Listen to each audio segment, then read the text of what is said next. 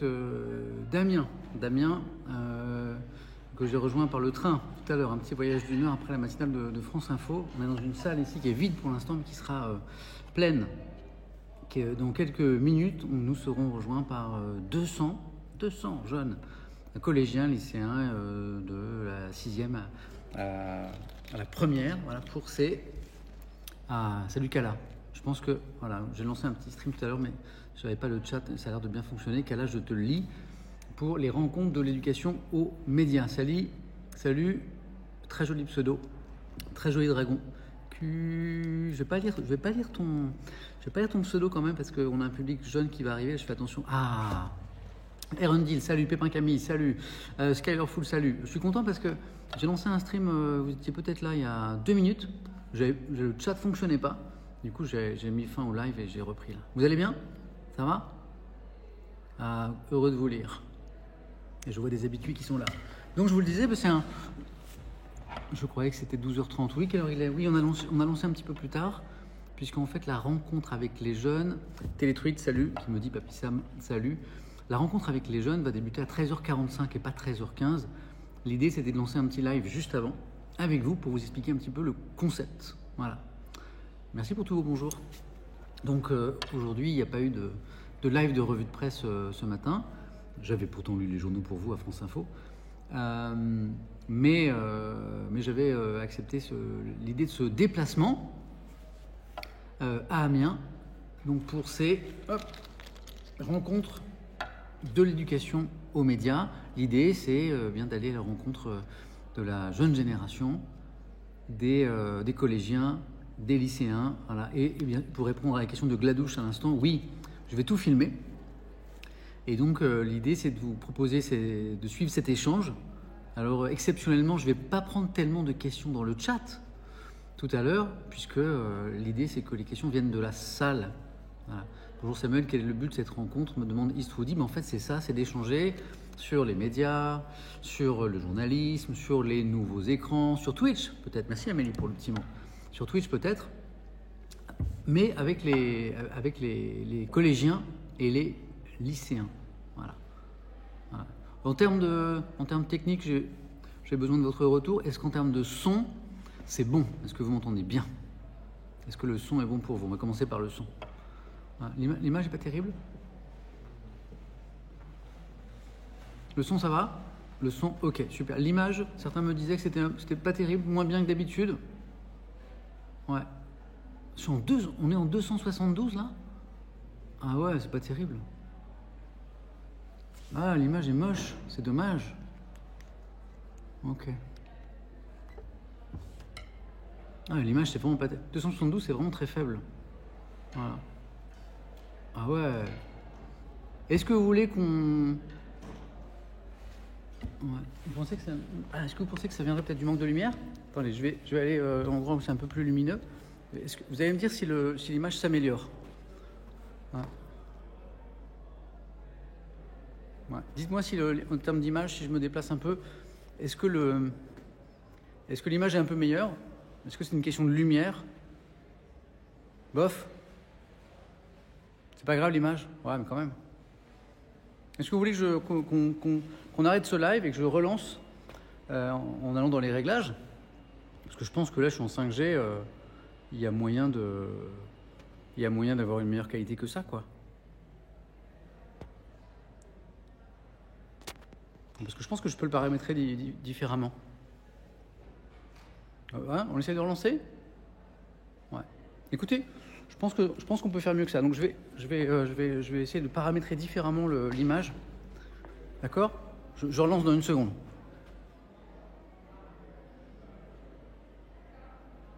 Certains me disent que c'est ok.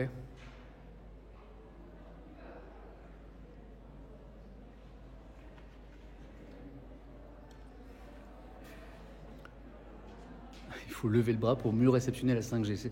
C'est bon, je reconnais l'humour de Twitch, vous êtes là. Ouais, c'est partagé, je ne vais pas faire un sondage, mais c'est bon, on voit bien? Ouais. Bah, je tente quand même, ok? Désolé, on va essayer d'améliorer un petit peu la qualité de l'image. Désolé, vous êtes déjà intimidé, c'est sympa.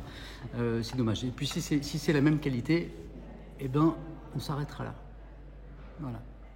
Je relance le live dans un instant, le temps de paramétrer un peu différemment. Ok? À tout de suite les amis. Merci pour vos retours. C'est grâce à vous. La marche, il n'est pas impossible qu'à un moment, tu vois. Ok. Mais on sera furtif. Hein. Ah! Salut les amis. Bon. Désolé, c'est mon 3e lancement de stream en l'espace de 10 minutes. L'idée étant de trouver une qualité d'image un peu supérieure. Le son, c'était ok tout à l'heure. Ça n'a rien changé, c'est toujours pareil. Je pense que c'est dans mes réglages de Twitch. Pourtant, j'avais paramétré ça pour que ce soit bien. Ça n'a pas changé? Bon, ok. Bon, c'est pas grave. Est-ce que le son est toujours bon? Voilà. 272p. Ah, c'est dommage pour l'image. Bon. Le son est bon quand même? Ok. Bon, bah c'est le principal. Ok. Ouais. Comme vous le dites, l'important c'est le son. Mais je vais quand même travailler sur mes réglages parce que c'est dommage de vous proposer cette image. Dans mes streams extérieurs, j'avais pu vous proposer mieux que ça d'habitude. Voilà. Twitch bug depuis hier, donc ça vient peut-être de la plateforme. Hugo peut-être. Voilà. L'image est regardable, c'est juste moins beau que d'habitude, me dit Gladouche. Ok. Moins beau, c'est vous parlez de moi bien sûr. Bon, du moment que le son est ok. Voilà. Du moment que, en plus j'ai un micro qui va amplifier le son, donc vous m'entendrez vraiment bien. Voilà. Ouais, on avait du 432 pour les coulisses de France Info. Voilà. Alors c'est où mes paramètres sur Twitch ou effectivement Twitch qui déconne un petit peu, puisque là je suis sur le Wi-Fi ici. Voilà. Donc, je vous ai emmené à Amiens. Regardez, donc là, cette salle qui était vide il y a quelques secondes est en train de se remplir. Voilà. Et derrière moi, eh bien, il y a 200 jeunes, collégiens, lycéens qui vont nous rejoindre pour un échange d'1h15, 1h30 autour de l'information, des médias, des nouveaux écrans et plein d'autres choses, mais je ne connais pas les questions à l'avance. C'est tout l'intérêt de la rencontre. Ce sont les questions que se pose la jeune génération, les jeunes français aujourd'hui, sur les métiers de l'information, du journalisme, la hiérarchie, les sources, etc. Voilà. Et je vais le streamer. Voilà. Alors, exceptionnellement, je ne vais pas prendre énormément de questions dans le chat aujourd'hui. De temps en temps, je verrai quand même vos réactions par rapport à ce qui se passe. Mais l'essentiel aujourd'hui, évidemment, c'est de prendre les questions. La tranche d'âge, Camizou, bonne question. De prendre des questions des jeunes derrière moi. On est avec des élèves qui vont de la 6e à la 1re. Voilà. D'Amiens et un petit peu autour d'Amiens. Et c'est organisé par l'École supérieure de journalisme de Lille, voilà, notamment. Et ça s'appelle, c'est des rencontres qui ont lieu tous les ans. Voilà. Droit pour l'image des lycéens, bien sûr, Bayernais, très bonne question. La question leur a été posée et tous les jeunes qui apparaissent ici ont accepté, bien sûr, d'être filmés. C'est le minimum. Voilà.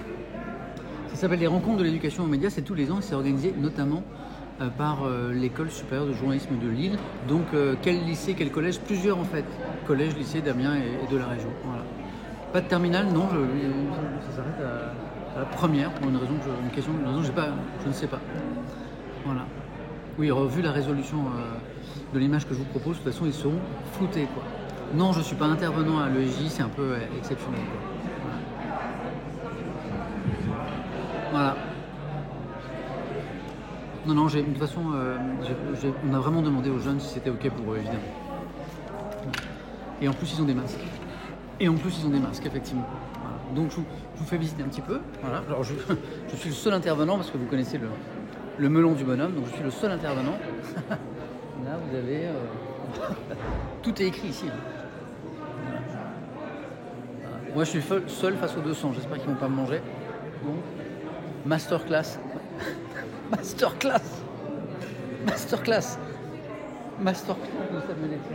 Journaliste et streamer. Oui, il y a de l'évolution quand même. Il y a quelques temps, on m'a représenté comme animateur ou journaliste. Et là, c'est journaliste et streamer. Voilà. Et donc là, il y a une précision quant à l'organisation.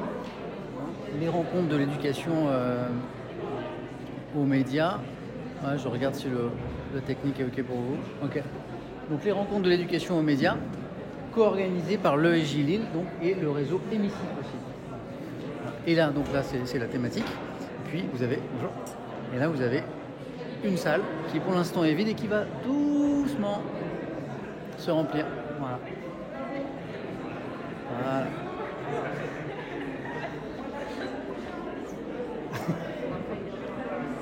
Bon, ce qui est super, c'est que même si à supposer qu'un ou deux jeunes n'aient pas donné son autorisation, vu la qualité d'image que je vous propose et les masques, on les reconnaîtra jamais.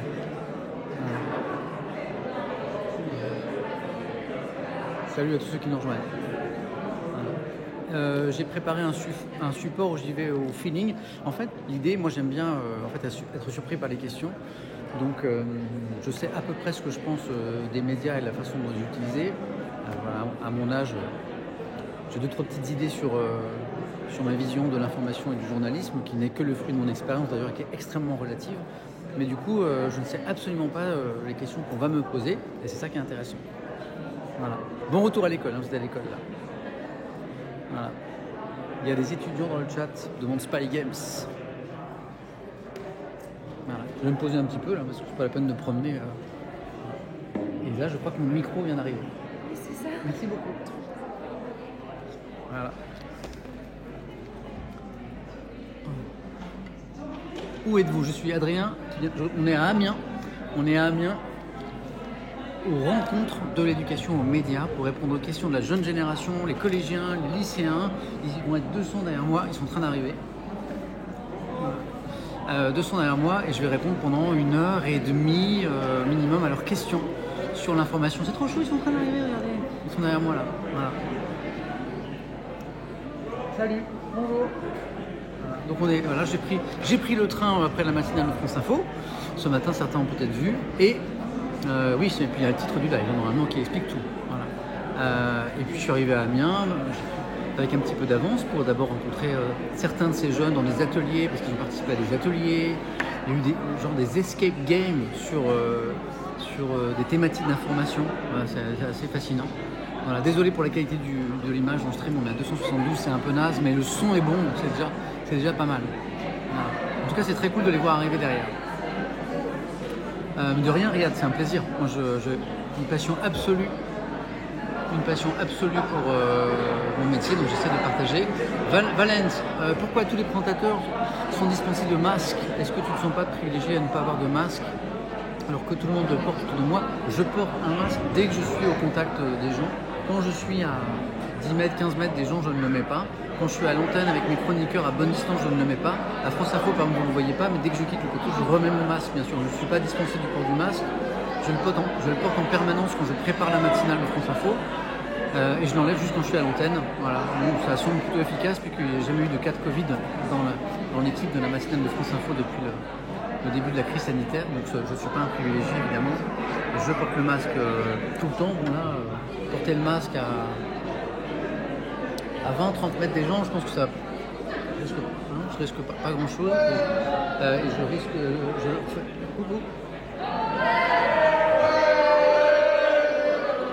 je pense pas que je leur fais risquer quelque chose non plus. Voilà.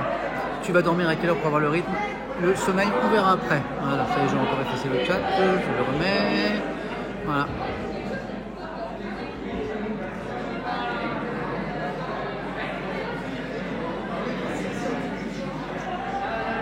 C'est financé par France Info cet événement? Non, en fait, c'est organisé par l'École supérieure au journalisme de Lille. C'est écrit ici. Hop là, je vous montre. Voilà. Ici, vous avez la thématique de la masterclass. Waouh, masterclass samuelitienne, regardez. Masterclass journalisme et streamer, et c'est organisé donc comme chaque année par l'école supérieure journalisme de Lille et le réseau Hémicycle. Voilà, donc France Info n'est pas organisateur, mais merci pour les subs, merci pour le 4e sucre de Nice. Mais France Info, bien sûr, est au courant. Concernant le début de cette masterclass, c'est à quelle heure? On commence normalement à 13h45. Pas impossible qu'on ait un petit peu de retard. 13h45, voilà, et je vous montre les collégiens, les lycéens qui continuent d'arriver. 13h45, les questions vont fuser dans la salle.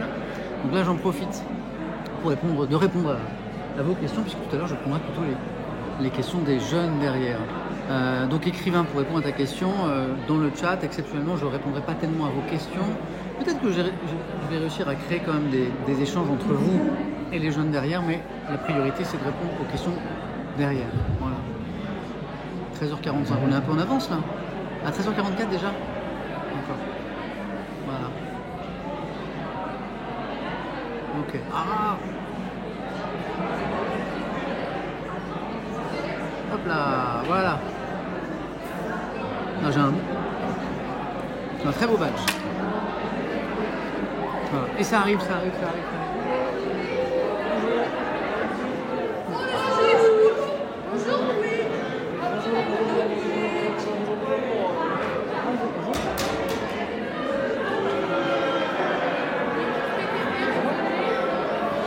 Ça s'est rempli, hein. Ça s'est rempli. Ouais, désolé pour la qualité d'image. L'important, c'est le son. Donc pour ceux qui arrivent, on est sur un échange, sur l'information, sur les médias, sur les nouveaux écrans avec la jeune génération. Il y a 200 collégiens, lycéens qui sont en train de s'installer ici pour un échange d'1h30 avec Papy Sam sur l'information, sur les médias, sur les nouveaux écrans, tout ça. Voilà. Et c'est organisé par l'ESJ, l'école supérieure de journalisme de Lille. Donc il y a quelques étudiants de l'ESJ qui sont là aussi pour encadrer, pour accompagner. Voilà, c'est cool, hein. Voilà. Bon, du moment que le son est bon, c'est l'important. Et puis surtout, je vais prendre un micro dans un instant qui va booster ma voix, donc vous m'entendrez bien. Il faut mettre, c'est mignon, il y a Tab Discard qui me dit qu'il faudrait que je mette la salle en sub only pour que ce soit plus silencieux. Je valide la vanne.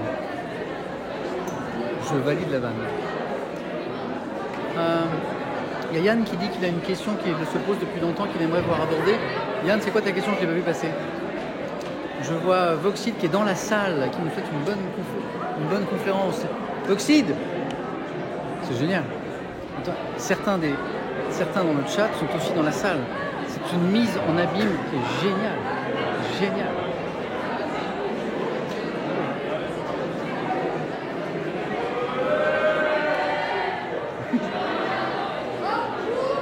Vous vous rendez compte que vous avez eu cet âge-là? Vous avez été jeune. Bonjour, bienvenue. Beaucoup de garçons là. Bonjour. Il n'y a que des garçons là. Là, c'est une école où il n'y a pas de filles là. Bonjour. Je sais pas d'où vient cette école, il n'y a que des mecs. Bonjour.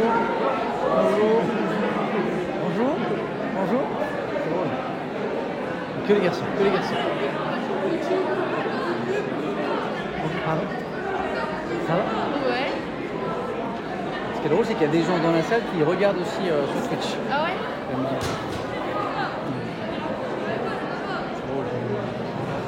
Je pense qu'on va pouvoir commencer dans pas longtemps. Les gens sont en train de s'installer. Voilà.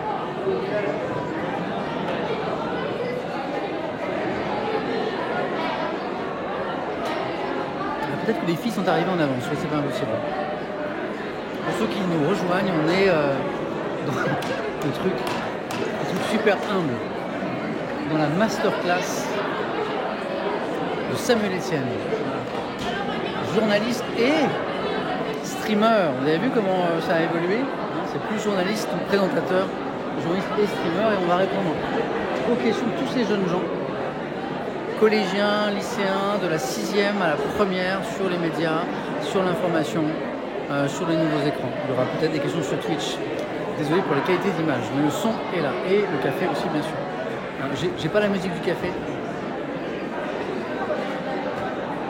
mais le cœur y est. Question 1 de Poète. Est-ce que ça aide avec les filles d'être une star? Comment dire?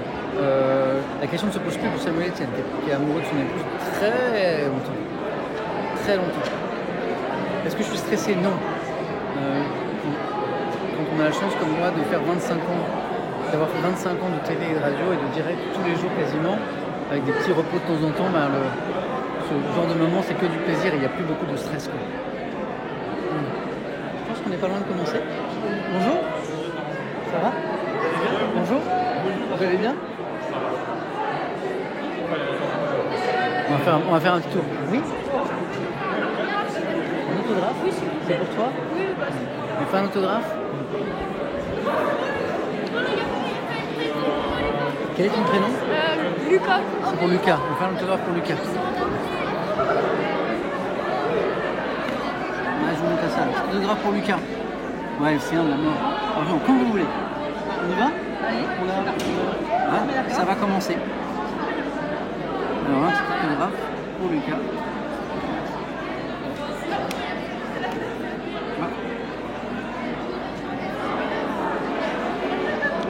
Et Samuel, est-ce qu'il faut que je leur dise de se taire avant que tu commences ou c'est pas la peine? On va voir ce qui se passe. Ouais, bah, tu vas commencer puis de se taire. Oui, voilà. On va faire ça. Le crayon de Lucas marche pas très bien. Je fais cet autographe et on commence la masterclass.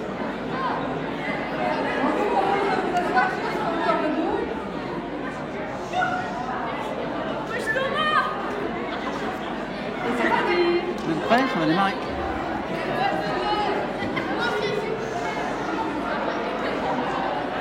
Bon bah, à toi la parole. Merci.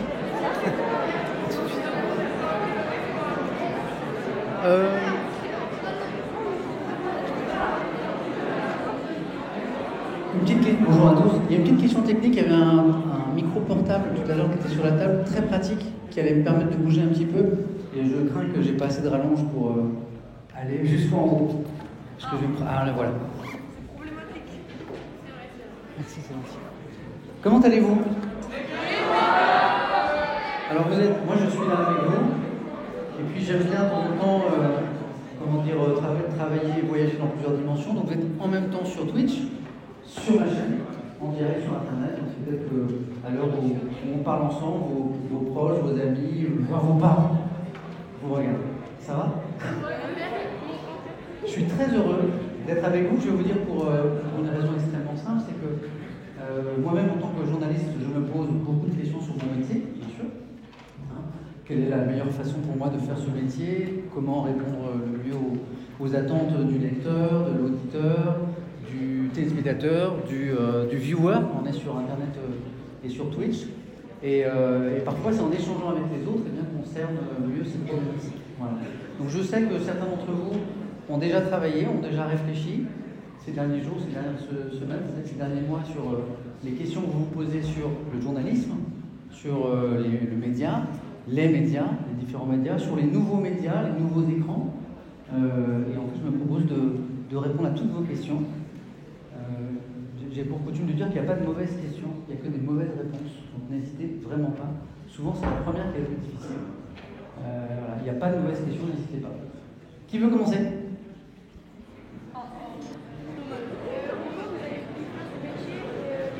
Attends, on va te donner un micro, comme ça tout le monde va bien entendre ta question.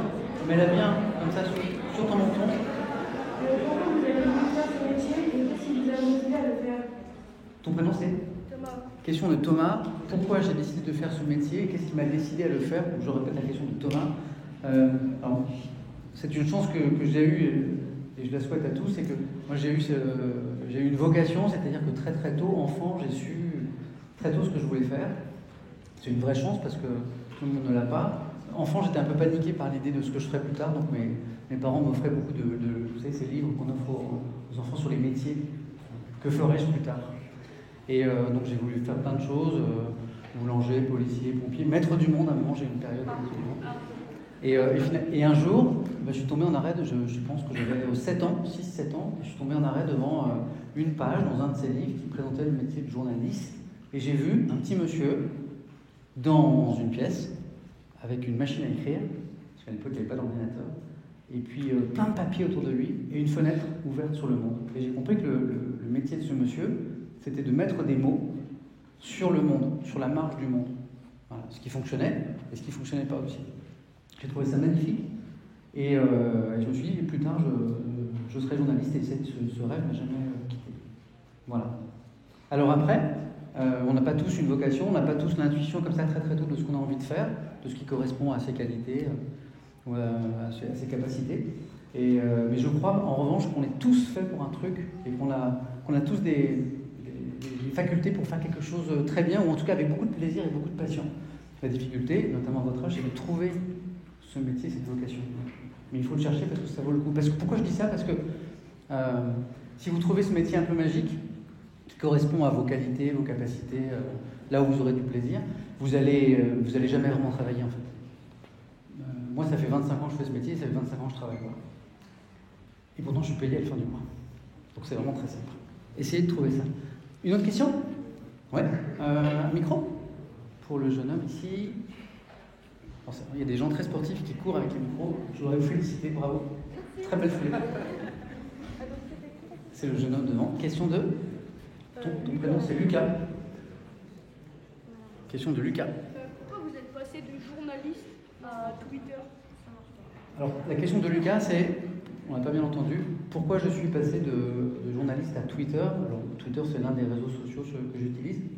Mais je crois qu'on peut parler de Twitch aussi, où on est là en ce moment.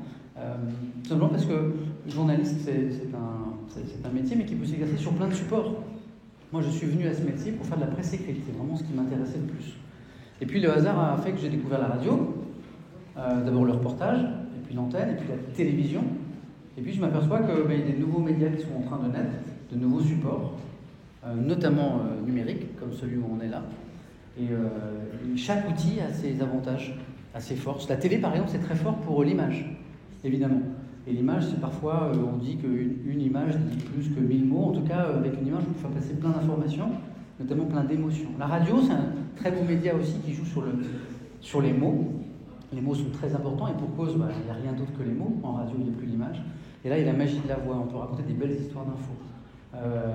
La presse écrite, pour moi, c'est très paradoxal parce que je suis un journaliste de télé et de radio, mais pour moi, le meilleur média pour comprendre le monde dans lequel on vit, c'est la presse écrite. Parce que c'est un média qui prend le temps. C'est pas la course à l'info comme sur Internet ou sur les chaînes info, 24 heures sur 24. Il ne s'agit pas d'être le premier à donner l'info. Mais on a 24 heures entre deux journaux, donc c'est une rédaction, c'est un ensemble d'hommes et de femmes qui réfléchissent et qui ont le temps de passer des coups de fil pour vérifier une information, d'appeler les collègues pour réfléchir ensemble à une information. Et moi je trouve qu'aujourd'hui, dans ce monde qui va vite, un peu trop vite, et on essaie de comprendre comment il évolue, voire essayer d'arranger des trucs, de le fixer, de le réparer, la presse écrite est un super média. Mais il y a des nouveaux médias qui apparaissent comme celui-ci. Par exemple là, celui sur lequel on est, Twitch, il a un avantage, c'est l'échange. Le lecteur pour qui j'écris un article, l'auditeur à qui je parle, le téléspectateur à qui je présente un journal ou une émission, il n'y a pas d'échange. Il ne me parle pas, il ne me pose pas de questions. Là, oui. Voilà, là, j'ai un petit chat, un petit écran qui défile. Là, il y a 2300 personnes avec nous. Vous leur dire bonjour d'ailleurs. Voilà.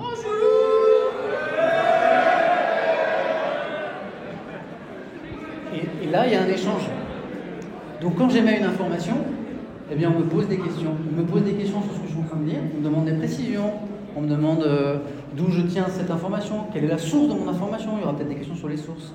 Et puis parfois, on m'apporte des informations aussi. Parfois, on me corrige. On me dit « Ah, Samuel Etienne, je ne suis pas d'accord avec ce que tu viens de dire sur tel sujet. Moi, j'ai lu que dans tel média, dans tel article, j'ai lu ça. » Et parfois, au bout d'un échange de 5 minutes, 10 minutes, je me rends compte que la personne avait raison et que mon information n'était pas très juste et qu'on pouvait la préciser.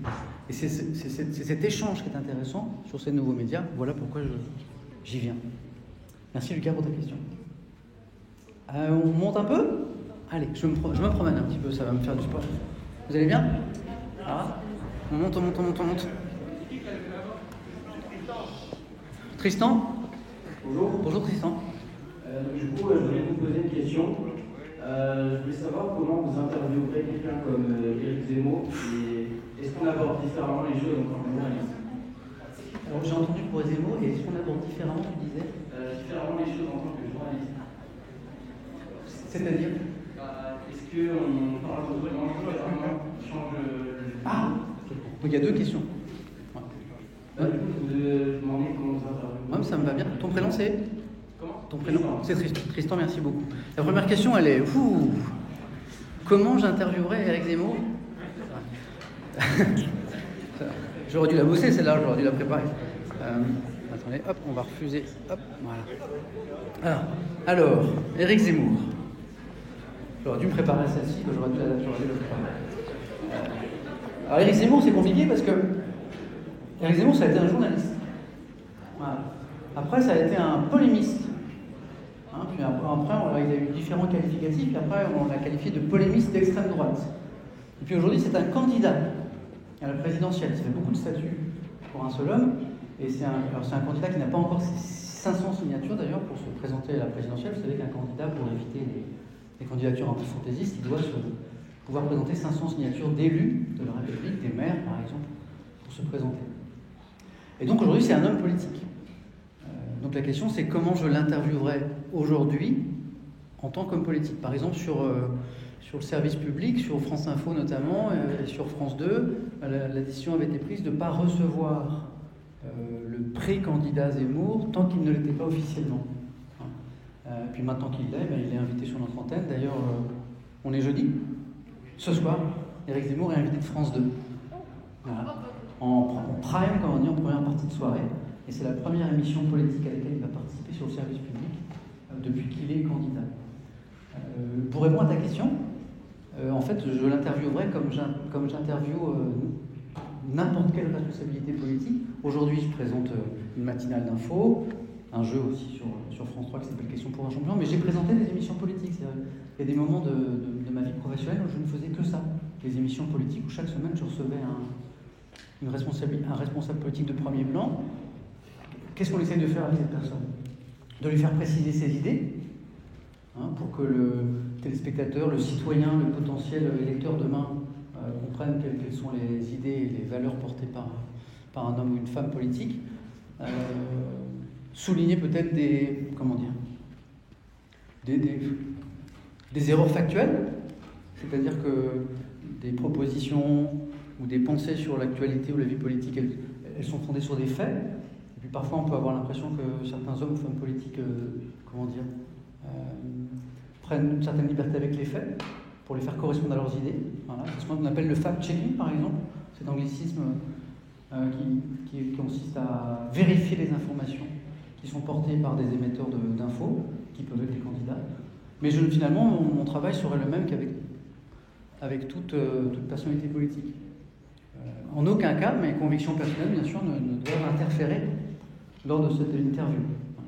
L'idée, c'est vraiment de faire apparaître dans la plus pure vérité l'expression de la pensée politique de l'invité, sans que moi j'émette de jugement, bien sûr.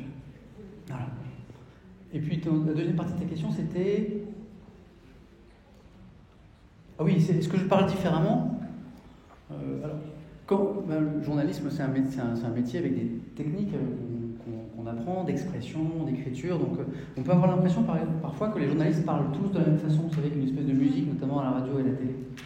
Et c'est vrai notamment au début, parce qu'on essaie de finalement, sans s'en rendre compte, on adopte des façons de parler qu'on a entendues ailleurs, ou de présentateurs en radio ou en télé qu'on admire, par exemple. Et donc il y a des tons qui peuvent sembler un petit peu préfabriqués. Et puis plus le temps passe, finalement, plus vous parlez comme vous êtes dans la vie. Et aujourd'hui, j'ai l'impression de parler à l'antenne un peu comme je parle au quotidien, notamment avec vous ici. Question? Au milieu, mademoiselle? On va taper. C'est la jeune fille avec les lunettes. Il y a un micro qui vient vers toi. Voilà.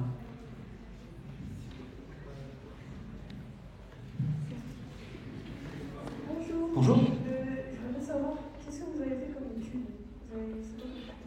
Ton prénom c'est? Amélie. Amélie. Question d'Amélie, qu'est-ce que j'ai fait comme études? Il n'y a pas de parcours idéal pour devenir journaliste. Je m'explique. Longtemps, les journalistes en France avaient fait des écoles de journalisme. Ils venaient de plein d'horizons, ils avaient fait des études de lettres, d'histoire, d'économie. Voilà. Et puis, ce métier s'est professionnalisé. Aujourd'hui, une majorité de jeunes journalistes sortent d'écoles de journalisme. Mais pourquoi je vous dis ça? C'est que, alors certes, ce métier s'apprend pour partie en école, mais il s'apprend beaucoup aussi sur le terrain. Je crois que le meilleur endroit pour apprendre ce métier, c'est dans une rédaction. Voilà, en écrivant ses premiers papiers, en faisant ses premiers reportages. C'est un métier à la fois très littéraire et très technique finalement. Alors pour mon parcours personnel, donc je suis breton, donc j'ai fait toute ma scolarité à Rennes. J'ai fait un bac scientifique parce que je savais pas trop ce que je voulais faire à l'époque. J'ai eu quelques doutes. Vous savez, à l'époque on disait, je sais pas si c'est toujours vrai, si tu sais pas quoi faire, fais un bac scientifique. J'ai fait ça. Après j'ai tenté le concours de Sciences Po à Paris.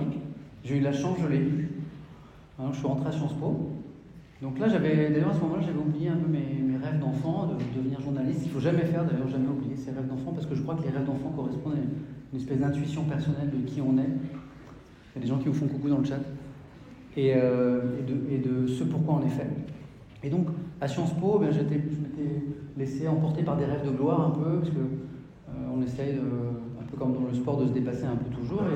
Et je m'étais dit que j'allais faire l'ENA pour devenir haut fonctionnaire et voilà, travailler dans ce genre de secteur. Et puis ça n'a pas marché comme j'avais prévu, parce que je crois que je n'étais pas fait pour ces carrières-là.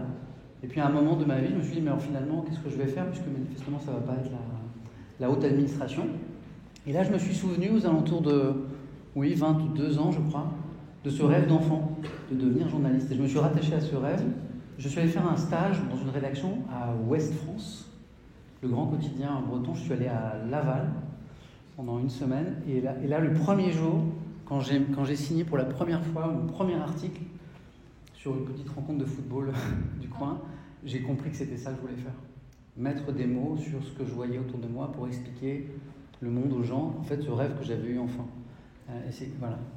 Mais pour vous dire qu'il y a plein de chemins qui mènent à ce métier. J'ai une amie qui a fait une grande école de commerce en France parce qu'elle voulait travailler dans ce secteur-là. Puis finalement, à un moment, elle s'est rendue compte que ça ne lui plaisait pas. Elle est devenue journaliste spécialisée en économie au début, et puis généraliste après. J'ai une amie qui a fait de la recherche à haut niveau sur le sida à une époque. Et puis, à un moment de sa vie, elle a voulu changer aussi parce que la recherche, c'est dur. Parfois, on cherche pendant des années, on ne trouve pas. Et elle est devenue journaliste scientifique. Voilà. Donc il y a plein de façons d'y arriver, mais il y a des voies classiques ou royales ou peut-être plus efficaces. Faire une faculté avec une dose de culture générale importante, comme histoire par exemple, ou un institut d'études politiques qui soit à Paris ou en région, enchaîner avec une bonne école de journalisme, ça va t'aider au début, ça va te donner des bases, notamment d'écriture, de reportage, ça va t'aider pour tes premiers stages aussi, à trouver les premiers stages. Et c'est ça qui est dur au début, c'est de trouver les premiers endroits où on veut bien que tu travailles. Voilà pour mes débuts. Désolé, il y a plein de... Je vais monter un petit peu, j'essaie de changer les zones. Le jeune homme avec un polo, un sweat clair.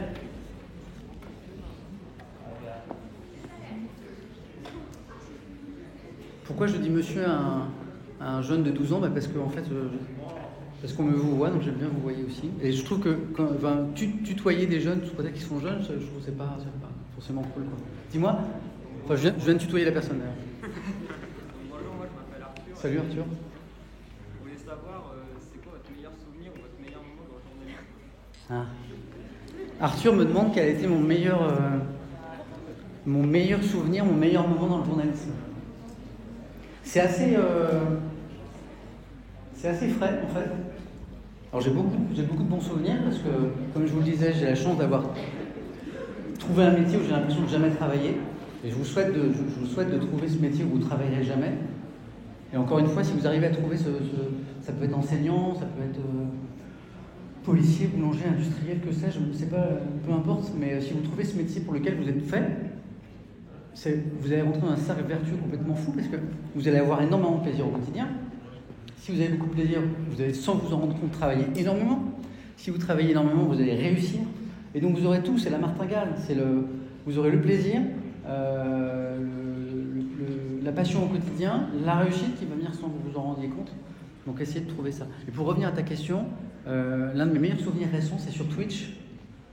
Parce que quand je suis arrivé sur cette plateforme, je me suis dit, tiens, je vais lire les journaux. Je vais lire la presse écrite, je vais lire les quotidiens à la jeune génération. Parce que mon plaisir, moi, au quotidien, c'est de lire les journaux. Donc tous les matins, que je sois au travail ou en vacances, je lis Libération, La Croix, Le Parisien, Les Échos, L'Opinion, ainsi de suite. Le Parisien, le journal du dimanche, le dimanche, L'Équipe, hein, parce que tout m'intéresse un petit peu. Et je me suis dit, tiens, ce plaisir que j'ai à lire la presse écrite, qui pour moi est le meilleur média, eh bien, je vais essayer de le partager. Et alors, certains streamers qui m'accompagnait un petit peu était un peu surpris par la démarche. Je trouvais ça un peu étrange que je veuille lire les journaux, ces vieux journaux, comme certains les considèrent, aux jeunes. Et à notre grande surprise, il y a eu du monde tout de suite. Et moi, j'en ai déduit que la curiosité de votre génération pour l'info et pour la marche du monde était beaucoup plus importante qu'on le disait parfois. C'était juste que peut-être qu'on vous avait mal vendu nos vieux médias. Et aujourd'hui, j'ai des témoignages quotidiens de gens qui achètent les journaux, des jeunes de 15 à 30 ans, ceux qui sont les sociaux de mon public sur Twitch, qui se sont mis à lire les journaux, les acheter, et qui m'envoient des petites photos en terrasse avec Libération, Le Monde, l'Humanité, Figaro, etc. Et pardon, je reviens à ta question. Un de mes meilleurs souvenirs récents, c'est sur Twitch, parce qu'à un moment, je me suis dit, tiens, et si j'invitais les gens à la maison? Et puis j'ai été contacté par l'entourage de François Hollande, l'ancien président, qui m'a demandé, est-ce que vous voulez bien expliquer à l'ancien président Twitch? Parce qu'il est curieux de cet univers. Donc on s'est rencontrés, on a pris un café dans ses bureaux de la rue de Rivoli. Et donc je lui ai expliqué Twitch. J'ai vu que ça l'intéressait beaucoup, cette horizontalité, cet échange possible là, sur cette plateforme sur laquelle on est en direct. Et comme je voyais qu'il y avait de l'intérêt, je lui ai dit, mais est-ce que vous voulez venir à la maison pour qu'on échange avec la jeune génération via Twitch? Il m'a dit oui, on a calé une date. Et puis quelques jours plus tard, il est arrivé avec les gardes du corps, le service de sécurité. Et pendant 2h30, 3 heures, on a échangé avec plus de 80 000 personnes. C'était quelque chose. Voilà, en replay, il y a eu 700 000 personnes qui ont vu cette petite émission. Et j'ai trouvé fascinant qu'avec un ordinateur de quelques centaines d'euros, une petite webcam, un micro et une connexion Internet, on puisse, n'importe qui, créer une chaîne, qui n'est pas une chaîne de télé, mais qui est une chaîne, avec une ligne éditoriale, pouvant partager des passions, inviter des gens, discuter, tout ce qui fait la beauté de notre démocratie, échanger sur les choses, essayer, même quand on n'est pas d'accord, se parler ensemble. Voilà. Donc après, j'ai reçu d'autres personnalités, mais ça a été fort parce que je me suis dit, tiens, voilà un outil qui permet de faire des trucs assez intéressants. Créer les conditions de l'échange. Dire aux gens, voilà, vous critiquez souvent les politiques en leur disant qu'ils ne répondent pas à vos questions, à vos attentes. Eh ben, François Hollande et puis d'autres, ils vont peut-être venir à la maison, vous allez pouvoir les interpeller. Je trouvais ça assez fascinant. La technologie, parfois on dit les dangers de la technologie, les dérives de la technologie, il y en a bien sûr, mais ça permet aussi parfois de faire des trucs incroyables, comme ça. Merci pour ta question. On change un peu de zone. Allez, je remonte après, mademoiselle, ici. Attends, on va te donner un micro.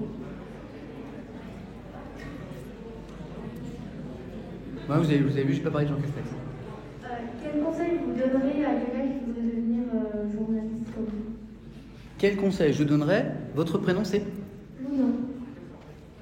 Luna, question de Luna. Quel conseil je donnerais à des jeunes pour devenir journaliste? Ça rejoint un peu ce qu'on a dit tout à l'heure. D'abord, te poser la question aussi pourquoi. Quels sont peut-être tes centres d'intérêt, tes qualités. Si tu te dis que tu es curieux, curieuse, que tu aimes lire et que tu aimes m'écrire, puisque au cœur du métier de journalisme, il y a les mots. Il faut aimer les mots, il faut aimer lire, il faut aimer écrire, et que tu es curieux, curieuse du monde dans lequel on vit, que l'histoire t'intéresse par exemple, les qualités elles sont là. Alors après, c'est à toi de voir si par exemple tu veux te spécialiser dans un domaine en particulier. Imaginons, je sais pas, tu veux devenir journaliste spécialisé en économie. C'est peut-être pertinent de faire des études, une fac d'économie, et puis après une école de journalisme. Et puis sinon, toi, tu veux pas te spécialiser, tu veux plutôt devenir un journaliste généraliste comme moi, par exemple, eh bien, ça peut passer par d'autres formations. On a parlé des écoles de journalisme, des instituts d'études politiques. L'idée, c'est de trouver le parcours qui te formera au mieux, mais peut-être aussi le plus proche de tes centres d'intérêt, de tes passions. Mais pour revenir à ce que je disais, si certains dans la salle se posent la question de est-ce que je suis fait pour le journalisme, est-ce que c'est un métier qui pourrait me plaire, si vous aimez les mots, les lire et les écrire, et si vous êtes curieux de ce monde, vous avez tout ce qu'il faut pour le devenir. On monte un petit peu? Je viens vous voir. Après, hop, on se promène. Le monde des streamers, on s'est rendu compte ces dernières années que c'était un monde extrêmement généreux, qu'il y avait énormément sur Internet, sur Twitch, d'initiatives individuelles ou collectives pour des actions caritatives. Voilà. Quasiment toutes les semaines en France, vous avez des jeunes, notamment des jeunes gamers, mais pas seulement, qui se mobilisent, qui donnent de leur temps, qui partagent leur passion pour collecter des fonds pour la lutte contre le cancer, pour les associations d'aide aux pays en voie de développement. Et le The Event, donc c'est peut-être l'organisation la plus emblématique, la plus forte, tous les ans, depuis 5-6 ans, Ce sont 30, 40, 50 streamers qui se mobilisent, qui pendant 3 jours réunissent leur communauté dans un même endroit. En l'occurrence, ça se passe à Montpellier pour collecter des fonds. Et là, par exemple, il y a un nouveau record qui a été battu cette année il y a quelques semaines. Donc, c'est 50 streamers, qui sont des jeunes gens entre 20 et 30 ans, ont collecté 10 millions d'euros en 3 jours pour Action contre la faim. Donc, plutôt que ce que ça m'a apporté moi, sinon de rejoindre des copains et puis de passer du temps ensemble pour une action positive, c'est plutôt le reflet d'une génération qui se soucie beaucoup des autres. Certains adultes aujourd'hui ont l'impression, en regardant les jeunes, que eh bien, sont une génération qui est dans les écrans, qui est beaucoup isolée, chacun dans sa bulle. Et moi, le constat que je fais, c'est qu'au contraire, peut-être que les écrans parfois rassemblent. Le jeu, par exemple, le jeu vidéo aujourd'hui, c'est plus tout seul, on joue en ligne, on joue avec plein de gens. Et puis les nouveaux outils numériques bien utilisés, à mon avis, peuvent créer beaucoup plus de liens qu'isolés. Là, par exemple, sur Twitch, on crée du lien. Et cette génération que vous représentez, je crois qu'elle est peut-être plus sensible que les précédentes à la marche du monde, et notamment aux questions écologiques. Et cette sensibilité et cette mobilisation, on la retrouve notamment sur les nouveaux écrans, notamment sur Twitch. Et The Haven, pour moi, est l'exemple le plus flagrant de tout ça. Mais tu vas sur Twitch, tu vas sur Internet, toutes les semaines, tu as des événements comme ça. Là, à l'heure où je vous parle, ce week-end ou dans quelques jours, il y a des dizaines de streamers français qui sont mobilisés pour la cause animale, par exemple. Voilà, puis il y aura d'autres choses. C'est quoi le nom de l'événement? Si tu te promènes sur Twitch, tu vas trouver. Je ne l'ai plus en tête. Voilà. À droite, j'ai pas pris trop de questions.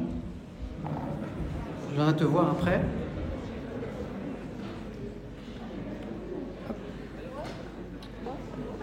Bonjour. Bonjour, je voulais savoir quelles étaient les limites et les défauts et les qualités de votre métier.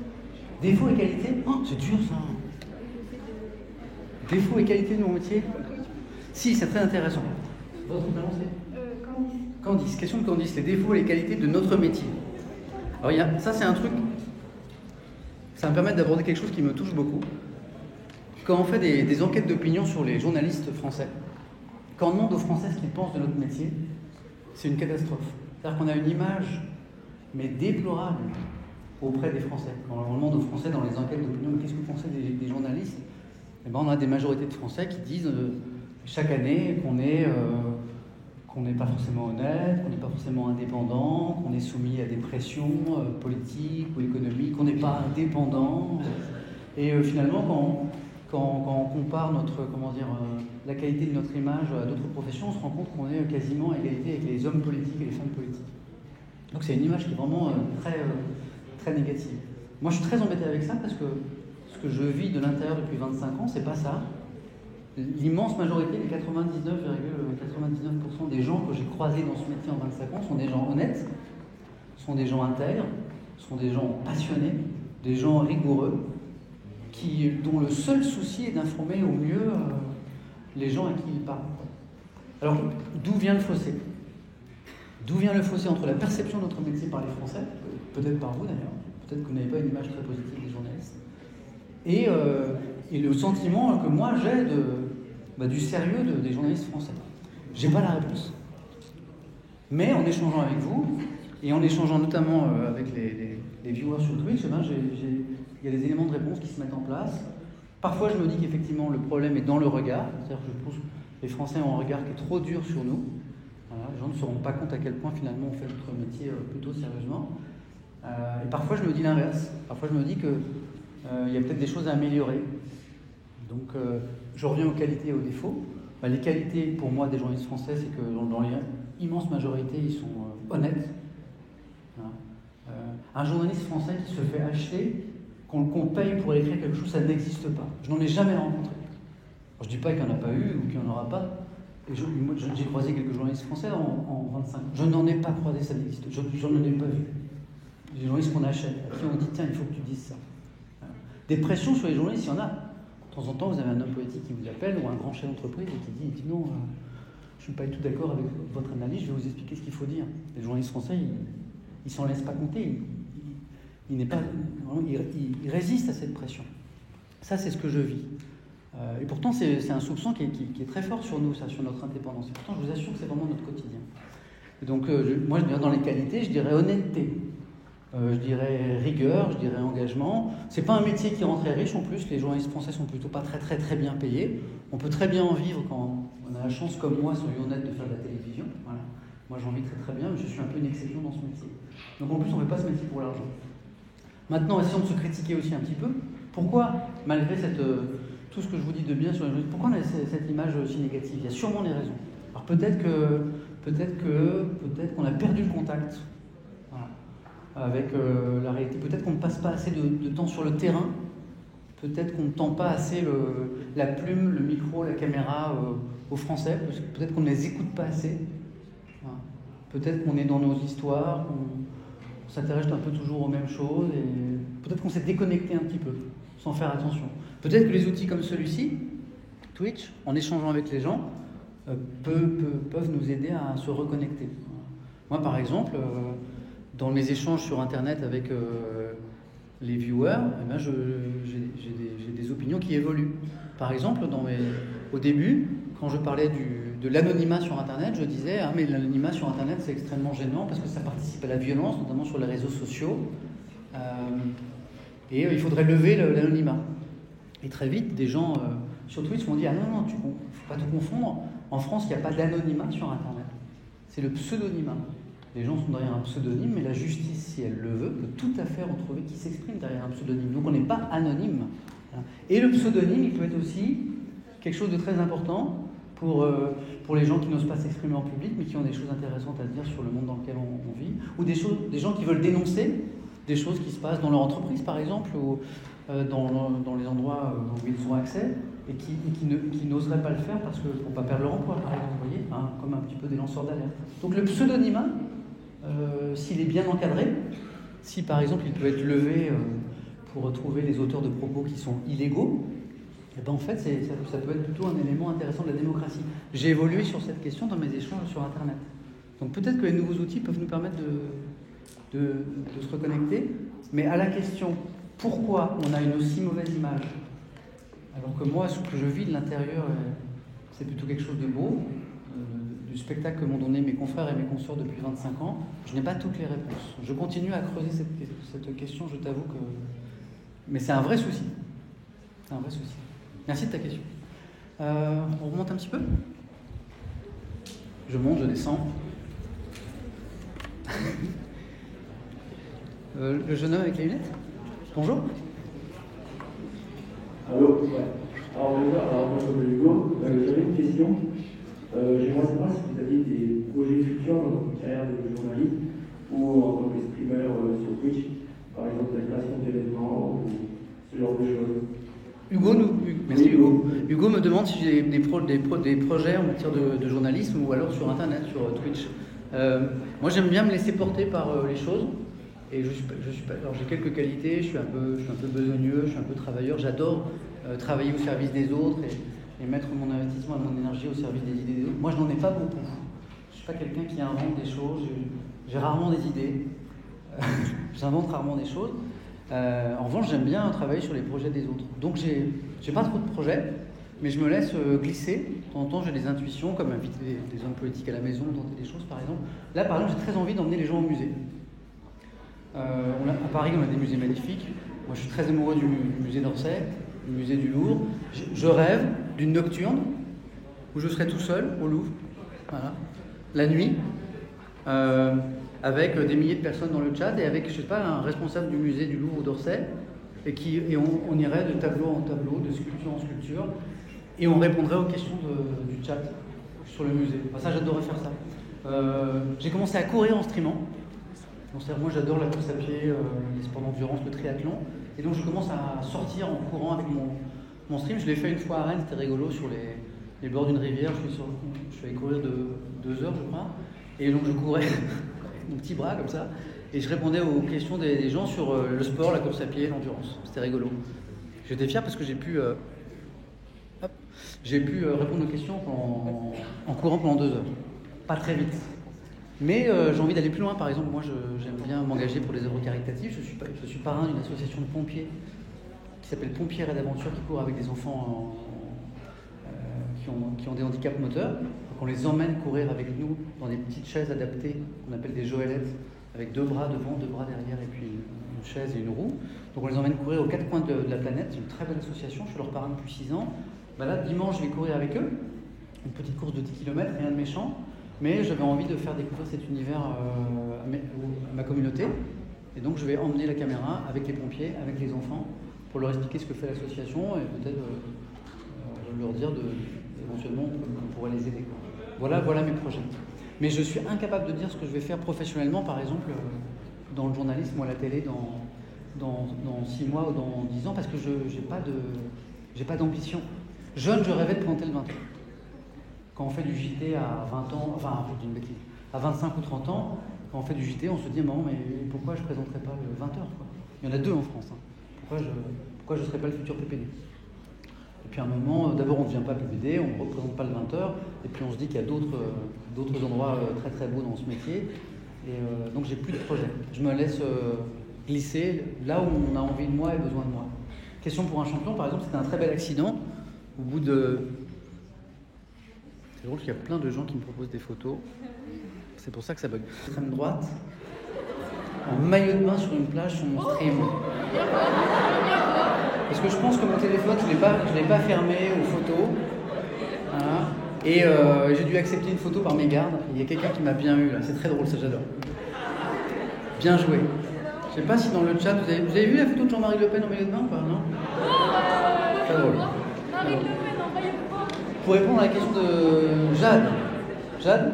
Est-ce que la notoriété vous a changé ou pas? Est-ce que la notoriété m'a changé ou pas? Comment dire? En fait, c'est paradoxal. Je suis un journaliste de télé et de radio qui adore lire la presse écrite. Et je suis un journaliste de télé et de radio qui parle tous les jours à des centaines de milliers ou des millions de personnes. France Info le matin, c'est 300 000 personnes. Question pour un champion, c'est 1,5 million de personnes tous les jours. Donc je parle à des millions de personnes depuis 20-25 ans. Quand je me promène dans la rue, parfois je me rends compte que ça crée des réactions, les gens te reconnaissent. Alors ils sont amusés parce que pour eux tu as une espèce de personnage qui n'existe pas tout à fait, qui est dans leur écran, qui est un petit peu chez eux, qui s'invite tous les soirs à la même heure. Puis subitement tu prends corps, alors ça crée un truc un peu bizarre, tu sens de la gêne, du sourire, de la curiosité, et c'est ce qu'on appelle la notoriété. Qui est un tout petit niveau, je suis pas Jennifer Lopez, je ne suis pas un grand acteur de cinéma, mais il y a un petit truc. Et en fait, c'est plutôt agréable. Parce que les gens sont sympas avec toi. C'est-à-dire que quelqu'un qui n'aime pas ton travail va jamais, je ne l'ai jamais vécu, traverser la rue et te dire, au fait, j'aime pas ce que vous faites. Quoi. Ça n'arrive jamais. Les gens qui n'aiment pas, dis-moi. Ah non, sur les réseaux, non, les gens ils osent sur les réseaux. Sur les réseaux sociaux, ils osent, c'est bizarre. Mais dans la vraie vie, dans la rue, personne. C'est intéressant ce que tu dis, parce que la même personne sur Twitter, elle va te le dire. Mais dans la rue, cette personne, elle ne va jamais traverser la rue pour te dire qu'elle n'aime pas. Les gens qui vont traverser la rue, c'est les gens qui aiment bien ce que tu fais. Donc c'est super agréable au quotidien. Vous croisez plein de gens dans la rue, dans les commerces, au restaurant, qui finalement vous disent qu'ils aiment bien ce que tu fais. Donc ça, c'est très agréable. Parce que c'est des signes d'amitié, c'est plutôt chaleureux. Et le paradoxe, c'est que moi je suis quelqu'un de très solitaire. Je parle à beaucoup de gens au quotidien, mais notamment en raison de la passion que j'ai pour mon métier, j'ai une vie sociale qui est inexistante, qui a disparu. Donc je ne vois personne en dehors de mon métier. Peut-être aussi parce que comme mon activité c'est de parler et de parler et de parler, comme je fais là avec vous, mon repos à moi c'est d'arrêter de parler. Voilà. Donc le repos c'est le silence. Donc, c'est pas tellement gênant ces petits signes de notoriété et d'échange au quotidien dans la rue avec les gens, parce que finalement, mon temps de repos, il est à la maison un peu coupé de tout. Voilà. Mais en vrai, on va pas se mentir, c'est agréable. Et puis, une dernière chose, parfois, dans ta vie de journaliste, tu croises des gens connus qui se plaignent de ça. Des gens qui viennent les voir, des gens qui demandent des autographes, des gens qui demandent des selfies dans la rue. Donc on parle, moi ça m'énerve un peu, enfin ça m'énerve, il n'y a rien qui m'énerve d'ailleurs, mais je ne comprends pas. C'est-à-dire qu'on parle de gens qui vivent du public, qui vivent d'un métier public, chanteurs, comédiens, journalistes connus. Ils vivent de ça, de leur notoriété, mais ils ne veulent pas d'échange avec ces gens. Donc ça, je ne comprends pas. Ils ne sont pas très nombreux, mais ils existent. Donc quand on me vient, moi j'appelle c'est une forme de service après-vente, quand les gens qui apprécient mon travail viennent m'en parler, pour moi c'est une espèce de suite logique d'échanger, et puis dans ces échanges il y a des choses intéressantes. Parfois on te dit ah oui mais alors ça vous avez fait ça, j'aimais mieux ça, voilà. Donc c'est vachement intéressant. Mais en vrai au quotidien c'est super agréable. Quand on est, comme tous les journalistes le sont, curieux des gens. Moi je suis très curieux des gens. Je trouve une personne c'est une planète. C'est une sensibilité, une curiosité, une histoire, des valeurs, un caractère. Et chaque personne, et en tout cas je pense que c'est un sentiment que la plupart des journalistes partagent, une personne c'est une planète. On peut échanger des heures avec elle pour essayer de comprendre comment elle fonctionne. Donc des échanges comme ça, qui ne durent pas des heures mais quelques secondes, j'en ai tous les jours. C'est plutôt sympa. C'est bien, on a arrêté de m'envoyer des photos compromettantes, tout va bien. Mademoiselle, avec les cheveux blonds au milieu, parce que j'ai pas pris beaucoup de questions au milieu. Oui, c'est vous. Et avant, on prend un garçon. Bonjour. Bonjour. Je m'appelle Élise. Élise, enchantée. Je voulais savoir, c'est une question un peu indiscrète. Question. Si vous ne pouvez pas y répondre, c'est pas grave. Attendez, je refuse une photo parce qu'on m'envoie une photo compromettante. Refusé. Question indiscrète d'Élise. C'était pour savoir combien vous gagnez exactement. Je savais que c'était cette question. C'est une très bonne question. Très bonne question. À laquelle je ne vais pas pouvoir répondre. Alors pourquoi je vais dire pourquoi je ne peux pas répondre précisément à cette question. Tout à l'heure, je vous ai dit que je gagnais bien ma vie. Ça, je le reconnais. Et ça n'est pas représentatif de mon métier. Donc pour ceux qui rêvent vraiment de gagner beaucoup d'argent, ne choisissez surtout pas journaliste. Soyez capitaine d'industrie, financier ou que sais-je. Ou youtubeur, influenceur, je ne sais pas. Mais pas journaliste. Mais le hasard a voulu que, comme j'ai fait de la télévision, qui est un média qui paye plutôt bien, et que j'ai eu la chance d'avoir du succès dans ce que je faisais, il faut de la chance, on m'a confié des chouettes émissions, des chouettes responsabilités qui vont avec un joli salaire. Et comme j'ai une passion infinie pour mon métier, je fais souvent plusieurs choses en même temps. Donc là, j'ai une matinale sur France Info avec un salaire. Je présente Question pour un champion qui est un salaire. Et Twitch est devenu un troisième travail. Et c'est aussi un revenu. Voilà. Donc je vis très très bien. Pour un journaliste, non, je ne suis pas... C'est pas non plus... Je ne suis pas millionnaire. Mais pourquoi je ne vais pas te dire combien je gagne? Parce qu'en France, aujourd'hui encore, depuis très longtemps, on a un rapport qui est problématique à l'argent. Il y a des pays où, comme les États-Unis, où on peut plutôt se féliciter de la richesse de quelqu'un parce qu'on estime que c'est un reflet de sa réussite professionnelle, de son engagement. Ce qui est plus ou moins vrai d'ailleurs. Parce qu'il y a des fortunes qui se font, et puis il y a des fortunes qu'on ne mérite pas forcément, dont on hérite, ou bref. Je pourrais vous donner l'exemple d'un président américain récemment dont la fortune initiale n'est pas vraiment due à son travail, par exemple. Mais en France, on a un rapport un peu compliqué à l'argent. Voilà. Donc on peut en gagner, mais on en parle assez difficilement. Les signes extérieurs de fortune ne sont pas très bien, sont pas exposés parce qu'ils ne sont pas forcément bien perçus. Et c'est vrai que si vous faites des recherches sur Internet pour trouver les salaires des gens connus, vous ne les trouverez pas. Vous ne trouverez pas. Vous ne trouverez pas le salaire de Cyril Hanouna. Ce n'est pas public. Vous ne trouverez pas le salaire de, je ne sais pas, de qui on pourrait citer en gens connus en France. Moi-même. Qui? Moi-même. Inox. Les grands streamers, les grands youtubeurs, les grands influenceurs, les grands... Voilà. C'est très très difficile. Voilà. Même parfois les personnalités dont les revenus devraient être publics, comme les responsables politiques, ou les grands capitaines d'industrie qui sont payés par des grandes sociétés qui publient leurs comptes, même ça c'est très très difficile à trouver. Donc je ne pourrais pas répondre à ta question, mais je reconnais que j'ai beaucoup de chance et que je vis bien de ma passion. Le jeune homme juste derrière? Et après on ira... Ah oui? Après, je vais voir tous les deux. Non, Alors, je m'appelle Melvin. Je me demandais, c'est quoi le plus grand objectif que vous voulez atteindre en tant que journaliste, en tant qu'être humain? Melvin? Oh, la question de Melvin. Le plus grand objectif que je voudrais atteindre, 1, en tant que journaliste, 2, en tant qu'être humain. En tant qu'être humain, c'est être un bon père. Je suis devenu papa tard, parce que j'ai rencontré mon épouse tard. Je l'ai cherché intensément depuis très tôt. Je l'ai rencontré... J'ai 50 ans et j'ai rencontré mon épouse, j'avais presque 40 ans. Donc je l'ai rencontré très tard. Donc j'ai 2 petits garçons aujourd'hui. Malo, qui a 5 ans, et Solal, qui a 1 an et demi. Et merci pour le petit cœur. Et depuis toujours, c'est très au-dessus de ma passion pour le journalisme, je pense que la plus belle chose qu'on puisse faire ici-bas, je veux dire, c'est de devenir parent, et puis d'accompagner les enfants vers ce pourquoi ils sont faits, pour qu'ils s'inventent une belle destinée. Donc ça, si je réussis ça, c'est à accompagner au mieux mes enfants vers leur vie future. Voilà. Je serais vraiment content, j'aurais l'impression d'avoir réussi ma vie, en tant qu'être humain. Et puis, si on pense un peu moins proche aussi si au soir de ma vie, je peux me dire que j'ai donné plus aux gens que reçu, si j'ai fait du bien aux gens, si j'ai créé des sous. Alors, du bien aux gens, c'est quoi? C'est les divertir. Question pour un champion, je divertis les gens, par exemple, je leur fais passer des bons moments. Parfois des gens qui sont isolés, parfois des gens qui sont âgés, parfois des gens qui sont malades, parfois les 3 en même temps. Et je sais que pour certains téléspectateurs, c'est un rendez-vous important.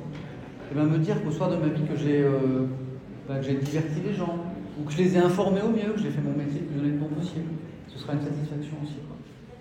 Voilà. Donc du coup, j'ai un peu répondu à l'autre partie de ta question. Professionnellement, j'ai pas d'objectif précis, j'ai pas d'ambition, mais cette idée de faire le plus honnêtement possible mon métier, l'objectif c'est ça. Merci. J'ai vu une jeune fille tout à l'heure. Voilà, c'est toi. Bonjour. Attends, il y a un micro qui arrive en courant vers toi. Voilà.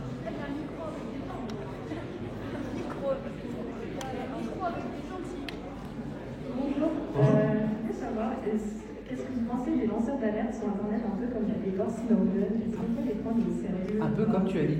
Edward Snowden? Oui, bien sûr. Est-ce qu'on peut les prendre au sérieux ou pas et les considérer comme des journalistes en fait? Ton prénom, c'est Ambre. Ambre. Question d'Ambre sur les lanceurs d'alerte. Est-ce qu'on peut les prendre au sérieux? Dans nos démocraties, dans les démocraties occidentales notamment, on prend le rôle des lanceurs d'alerte de plus en plus au sérieux. D'ailleurs, on se demande dans beaucoup de pays s'il ne va pas falloir inventer un cadre législatif pour les protéger, puisqu'on est en train de se rendre compte qu'ils sont essentiels à la démocratie. D'où vient la vérité aujourd'hui dans un pays donné? De plein de gens, des journalistes. Normalement, on est là pour faire apparaître la vérité. Si vous suivez l'actualité, vous vous rendez compte qu'il y a des infos qui ne sortent que par les journalistes. Le prix Nobel de la paix, le dernier prix Nobel de la paix, a été remis conjointement à 2 journalistes. Un Russe et une femme en Amérique du Sud, et pardon, j'ai oublié le pays. Pourquoi? Parce que par leur engagement, la prise de risque au quotidien de ces journalistes, être journaliste en Russie par exemple c'est compliqué, eh bien on a estimé qu'ils méritaient le prix Nobel de la paix. Confirmation que le travail de certains journalistes était bien un travail révélateur de vérité. Alors la recherche de la vérité, elle peut venir des journalistes, elle peut venir aussi des citoyens. Et c'est là où le lanceur d'alerte apparaît. Le lanceur d'alerte parce qu'il est là à un endroit en particulier, à un moment en particulier, qu'il a vu des choses qui, selon lui, ne vont pas de soi, et qu'il a le courage de témoigner, parce que parfois ça passe par une prise de risque, notamment dans certains pays, eh bien il devient lanceur d'alerte. Ces gens, tu demandais quel regard on peut avoir sur eux. Ces gens-là, il faut les écouter d'abord. Ensuite, vérifier leurs informations. Ça, c'est le rôle des journalistes, bien sûr. C'est pas parce que tu te décrètes lanceur d'alerte et que tu affirmes une vérité qu'elle est juste. Donc après, cette vérité, cette affirmation doit être passée au filtre de l'analyse des faits, du fact-checking dont on parlait tout à l'heure. Et puis après, si effectivement on se rend compte que les informations révélées par ce lanceur d'alerte ou cette lanceuse d'alerte sont justes, et bien après, je crois qu'il faut protéger cette personne en lui donnant un statut, en la protégeant d'un licenciement, par exemple, ou d'un emprisonnement dans certains pays. Et donc là, il y a une réflexion dans les pays démocratiques là-dessus pour pour conférer un vrai statut aux salariés d'une entreprise ou, je ne sais pas, à quelqu'un qui a accès à des données confidentielles sur la fraude fiscale, par exemple. Les grandes affaires de fraude fiscale internationale de ces dernières années, on les doit soit à des lanceurs d'alerte, soit au travail de consortiums de journalistes internationaux qui travaillent ce qu'on appelait les Panama Papers, ce genre de révélations sur la finance internationale et la fraude fiscale à grande échelle. C'est venu de lanceurs d'alerte et c'est venu de journalistes. C'est des rôles très différents, mais ils sont unis par une même intention de révéler la vérité, pour dénoncer ce qui ne devrait pas être et essayer d'améliorer la chose. De la même manière qu'un journaliste est protégé par la loi, le secret des sources, la liberté d'expression, le lanceur d'alerte doit l'être aussi. Merci pour ta question. On change, on remonte et après je redescends. Je viens vous voir là-haut. Non, il y avait une main. Ouais, c'est la jeune fille avec le... Hop. Bonjour, moi c'est je voulais savoir dans votre métier de journaliste, quel reportage vous a plus ému humainement? Je me rapproche parce que je t'ai pas bien entendu. Excuse-moi. Bonjour, c'est Élise. Élise, hein. Amy, voilà, j'entends vraiment très mal. Dans votre métier de journaliste, quelle est l'expérience humaine qui vous a plus touché pendant un reportage ou une radio, quelque chose comme ça? Élise? Non, Élise. Je vais y arriver. C'est Amy. C'est une très belle référence, mais j'espère que tu auras une vie plus longue que la chanteuse en question. Question sur l'expérience journalistique qui m'a le plus marqué, le plus ému, le plus touché, c'est ça? Ouais, plus touché. Alors moi, j'ai un petit problème par rapport à ça. Je pleure en lisant les journaux. Tous les matins, je lis toute la presse, nationale, quotidienne, régionale, et tous les jours, dans les journaux, et c'est pour ça que je vous incite à lire les journaux d'ailleurs, vous avez effectivement plein d'articles sur les gros événements du moment. Aujourd'hui en France, on parle beaucoup de la campagne présidentielle, on parle beaucoup de la crise sanitaire, bien sûr, on parle de plein de choses.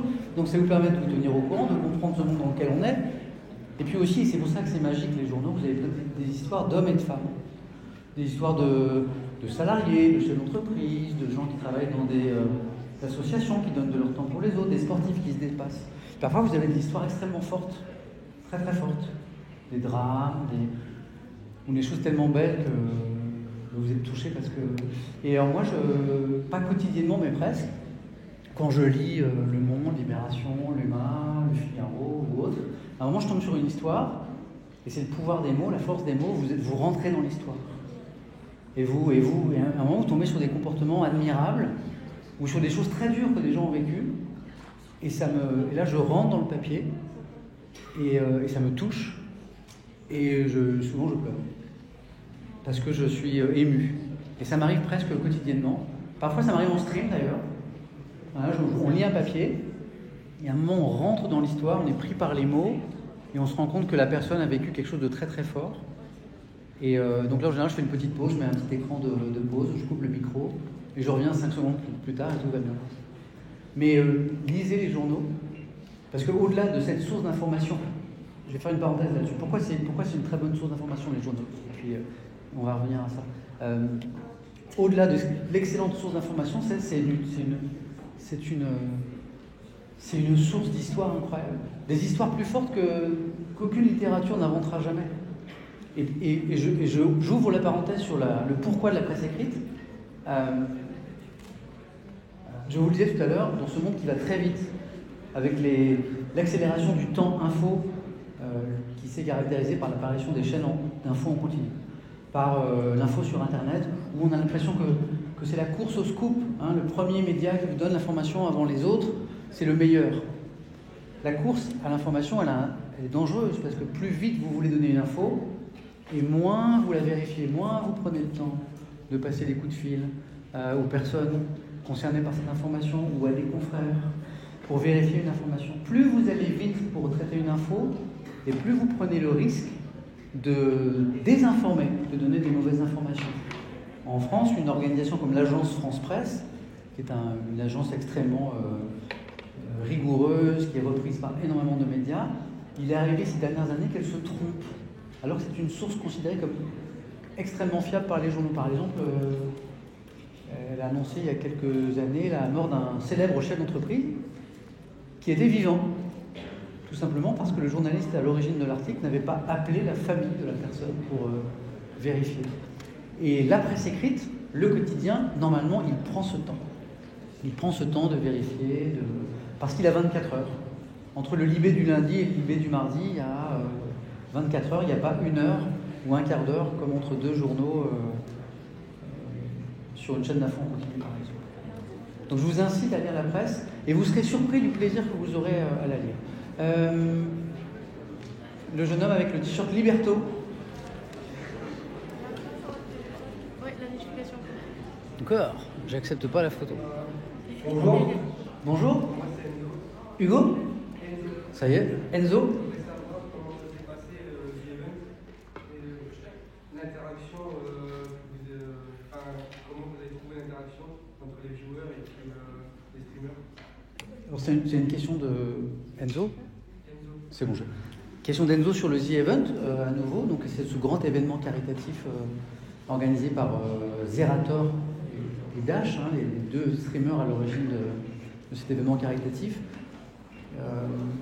Il faut, quand tu rentres dans la salle, déjà, à Montpellier, tu rentres, il faut imaginer une salle avec 50 streamers qui streament depuis des heures, voilà. 50 ordinateurs qui chauffent, et là tu rentres, c'est une espèce de, comment dire, il y a des gens qui font du football ou du rugby, vous voyez quand vous rentrez dans un vestiaire juste après le match, la chaleur, les odeurs, bah, c'est pareil. C'est ouf. Faut une bonne bouffée d'air chaud et de sueur. Et puis, au bout de quelques secondes, vous vous habituez. Et là, une fois passé cette première impression, vous vous rendez compte que vous avez 50 jeunes plutôt, hein, les streamers, ils ont entre 20 et 30 ans, 50 jeunes streamers qui vont donner 3 jours de leur quotidien uniquement tendu vers un seul objectif, collecter des fonds pour une association caritative. Voilà. Donc ce spectacle, il est magnifique. Et il est magnifique aussi parce que, pour inciter aux dons, ils se lancent plein de défis, tous plus loufoques les uns que les autres, se raser la tête, aller prendre un bain de minuit alors qu'on est en plein mois de novembre, octobre, je sais plus. Ouais, c'est ça. Donc plein de défis pour créer le spectacle. Ils donnent littéralement de leur personne pour collecter des fonds. C'est un très beau spectacle. Voilà. Et pour ceux qui désespèrent de la jeunesse d'aujourd'hui, à supposer qu'il y en ait, allez voir ce genre de spectacle et vous allez vous dire waouh. Donc c'est une chouette expérience. Oui, monsieur. Oui, c'est vous. Et après, je viendrai te voir si tu veux. Bonjour. Bonjour à toi. Je m'appelle Martin. C'est Martin. Et en fait, j'aimerais travailler dans le journalisme, mais me spécialiser dans le cinéma. Et je me demandais si c'était possible de se spécialiser dans certains trucs. Bien sûr. Où je suis obligé de faire des études de journalisme. Donc bien sûr que c'est possible de se spécialiser. C'est même, moi je le recommande presque en fait. Tu sais, l'idée de chercher pourquoi en effet, ce dans quoi on a du plaisir, c'est exactement ce que tu me décris. Toi tu aimes le cinéma, hein, tu aimes le cinéma, a priori tu es intéressé par le journalisme, pourquoi pas marier les deux? C'est une super idée, c'est un super beau projet. Ça va être dur, parce qu'il y a très peu de place. Combien il y a de journalistes spécialisés ciné en France qui en vivent? Pas beaucoup, mais il y en a. Donc il faut faire partie de ces journalistes-là. Si tu mets toute ta passion, toute ton énergie, que tu passes ton temps à voir des films, à lire des publications, à s'intéresser aux critiques, à réfléchir à l'histoire du cinéma, et que tu fais une formation qui va te permettre d'apprendre à écrire ou à parler ou à présenter selon si tu veux devenir un journaliste de la presse écrite ou de l'audiovisuel, tu vas faire ça. Tu vas faire ça. Ça va être dur, ça va être compliqué, c'est un métier qui est un peu bouché, il n'y a pas des milliards de postes. Au début, c'est très précaire. Au début, on travaille... Vous savez, les journalistes, au début, ils travaillent à la pige. Les jeunes journalistes travaillent... Alors, la pige, c'est un mot de journaliste. Au début, vous n'êtes pas payé, vous n'êtes pas embauché, même pas pour un CDD, vous êtes embauché à la journée. Hein, les premiers mois, les premières années, on vous paye à la journée. Vous ne savez pas au début du mois combien de journées vous allez travailler. On va vous payer 1 journée, 2 journées, 3 journées, 4 journées. C'est la pige. Voilà. Puis si vous avez de la chance, les piges vont se transformer en CDD. Vous allez signer un premier CDD de 3 mois, vous allez être fou de joie. Et puis au bout de certains CDD, vous allez avoir un jour un CDI. C'est dur, les premières années sont compliquées, sont précaires, mais ça vaut le coup. Ça vaut le coup. Et quand on a la passion, et quand on met les moyens au service de sa passion, de l'énergie, de l'application, on y arrive. Yes. J'avais promis d'aller voir les jeunes gens derrière, là, devant. Hop, la demoiselle, et après juste toi derrière. On va t'apporter un micro. Désolé, je ne prends pas trop vos questions dans le chat aujourd'hui. Bonjour, moi je m'appelle Zéline et je voulais savoir si vous aviez encore du temps pour vous occuper de votre famille avec votre métier. Bonne question. Est-ce que j'ai du temps pour m'occuper de ma famille? Est-ce que j'ai du temps tout court en dehors du métier? Aujourd'hui, j'ai 3 jobs. Tous les matins, je me lève à 1h45 du matin. Le réveil sonne à 1h45, tous les jours, de la semaine. 1h45 parce que je suis à France Info à 3h.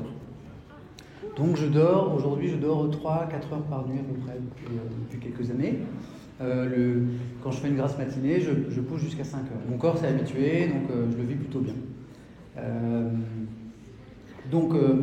Ma journée classique, c'est réveil 1h45, 3 heures à France Info. Pourquoi 3 heures? Parce que l'antenne est à 6 heures. Et contrairement à ce qu'on pense, un présentateur, un journaliste, il n'arrive pas une demi-heure avant l'antenne, il se maquille, il passe à la télé, il raconte ses trucs. Il faut préparer, il faut écrire, il faut vérifier, vous passez des coups de fil, vous parlez avec l'équipe, les chroniqueurs, le rédacteur en chef. Est-ce qu'on donne telle info? Pourquoi celle-ci? Qu'est-ce qui est important aujourd'hui? Qu'est-ce qu'on raconte aux gens? Est-ce qu'on peut vérifier cette info? Quel invité on peut appeler, etc. C'est beaucoup de travail. Heureusement, je ne suis pas tout seul pour le faire et j'ai une super équipe. Ensuite, la journée se termine vers 9h. Enfin, elle pourrait se terminer à 9h, sauf qu'après, je rentre à la maison et puisque j'ai découvert Twitch, j'anime une revue de presse où je parle de l'actualité des journaux à la jeune génération pendant en général 3 heures. Donc là, il est à peu près 13h quand j'arrête ça. Et après, je vais en général travailler encore 2-3 heures sur d'autres trucs. Et puis je vais faire parfois une petite sieste l'après-midi d'1 heure ou 2, ça m'arrive, quand je ne suis pas trop pris. Et puis je me réveille en fin d'après-midi, je lis Le Monde, qui est un journal qui sort l'après-midi, le soir. J'échange avec mon équipe de France Info sur l'actualité du lendemain. Et puis on va dormir, je vais dormir 2-3 heures avant de retourner au travail. Ça, c'est 3 semaines par mois. Une semaine par mois, j'enregistre Question pour un champion. En plus, donc à 8h30, 9h, au lieu de rentrer à la maison, je file dans un autre studio, à l'autre bout de Paris. Et là, j'enregistre 6 émissions de Question pour un champion. Jusqu'à 19h. Donc une semaine par mois, ma journée fait 2h du matin, 19h. Et là, je ne fais pas Twitch. Donc la question de est-ce que j'ai du temps pour le reste, elle est pertinente parce que j'en ai pas beaucoup. Mais j'ai organisé ma vie. Donc j'ai réduit mon sommeil. J'ai réduit le sport parce que c'était une de mes grandes passions. Donc aujourd'hui, je fais quasiment plus de sport parce que je manque de temps pour avoir un minimum de temps pour le sommeil et pour les enfants. Donc mon quotidien peut vous sembler très chargé, mais je passe énormément de temps avec mes enfants.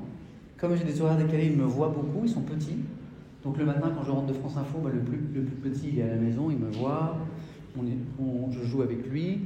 La porte de mon petit studio à la maison est toujours ouverte, donc s'il veut passer, j'éteins la caméra, je mets un écran de pause et puis on échange. Quand j'arrête mon stream, je passe du temps avec lui. En général, j'ai le temps d'aller chercher ou d'emmener le grand à l'école. Et après ma sieste, tous les jours, je suis là pour la fin d'après-midi, le dîner et l'histoire. Donc, quand on veut, quand on s'organise bien, finalement, même avec cette suractivité qu'est la mienne, on trouve du temps pour ceux qu'on aime. Et le week-end, je stream un peu le matin, sinon c'est pas drôle. Mais ça veut dire qu'à partir de 13h, le samedi et le dimanche, tout mon temps est consacré aux petits et à mon épouse. Et on a plein d'activités, quoi. C'est une question d'organisation et de choix.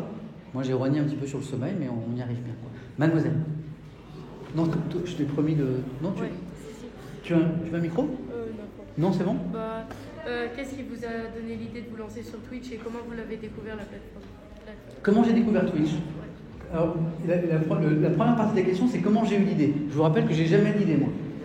J'ai jamais d'idée. Cette étoile, un célèbre streamer, qui une nuit du premier confinement, vous savez, quand on était tous à la maison, là, m'a interpellé sur Twitter en me demandant si je connaissais Twitch. Je ne connaissais pas Twitch. Pour moi, c'était une console de jeux vidéo Twitch. J'avais confondu avec un autre truc. Et donc, je vois cette question étrange à 2h du matin, et surtout, je vois des centaines de likes et de retweets de la communauté d'Étoile dire « Oui, formidable, Samuel Etienne, Twitch, il faut venir, c'est super ». Évidemment, ma curiosité de journaliste est piquée, et j'échange avec Étoile. Après la matinale de France Info, je lui dis « Mais qu'est-ce que c'est que Twitch ?» Et il m'explique. Et il me dit qu'il joue à Question pour un champion sur Twitch. Voilà, une espèce de Question pour un champion 2.0. Je regarde, je découvre un truc génial. Il a réinventé Question pour un champion. Il joue à Question pour un champion, mais avec sa communauté, en ajoutant plein de choses, son humour, sa curiosité, c'est une jolie personnalité. Il me demande ce que j'en ai pensé. Je lui dis que je trouve ça formidable, notamment ça, le chat là, cet échange. Et il me dit, est-ce que tu veux venir jouer ? Je lui dis oui. Il me dit de télécharger des logiciels sur mon PC. Comme je suis très naïf et je fais confiance aux gens, je télécharge tout. J'y comprends rien. Mais 3 jours plus tard, miracle, je suis dans son stream, en direct, et on joue à Question pour un champion. On peut discuter avec des gens aussi, parce que moi aussi je fais des lives et on peut discuter avec des gens, c'est pratique. Vous aussi, vous avez une chaîne Twitch ? Ouais, même YouTube. Votre pseudo de chaîne Twitch ? Nirox TTV. Nirox TTV. Alors Nirox TTV, allez suivre cette chaîne, allez vous abonner, allez sub aussi, allez sub à mort.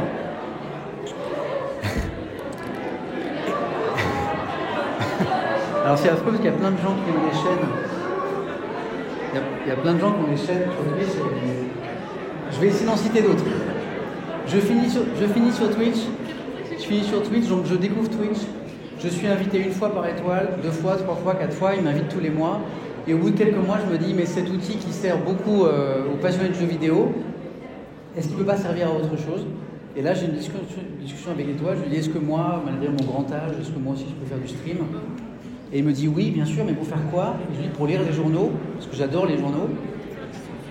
Il était un peu surpris, mais il m'a dit, achète un ordinateur, achète une caméra, achète un micro. Il m'a fait une petite liste de Noël, j'ai tout acheté.